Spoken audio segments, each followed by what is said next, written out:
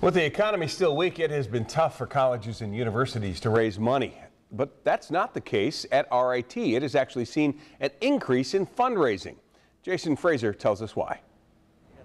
It's very exciting to be a part of a growth trend, especially here in Rochester. That growth is being fueled by technology designed by RIT students and faculty. As a result, the university is seeing a historic rise in funding. A lot of this research funding buys equipment and sophisticated materials and supplies that are needed for experiments and device development. RIT has received almost $37 million from the federal government this year. Another $15 million came from defense contractors and agencies.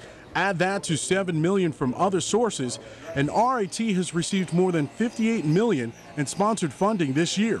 That's a 20% bump from a year ago. The idea was to be able to develop technology for many different fields for application not only in space, but also in looking inside the human body.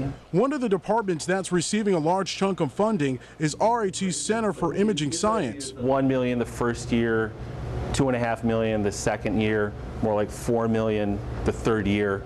And so it's increasing at a pretty rapid pace. They're designing detectors that will be used in space to take pictures of stars. Those detectors could one day be used inside your digital camera. So if you could have a perfect detector, one that would never make a picture that was fuzzy or had grain, if you could have that perfect detector, well, that's what we want to deliver. RIT credits the rise in funding to its faculty and the partnerships it's built with outside agencies. But for RIT, this isn't where the buck stops. Now it's a matter of being very aggressive and entrepreneurial and winning new research that can enable educational opportunities for our graduates. Jason Fraser, News 8.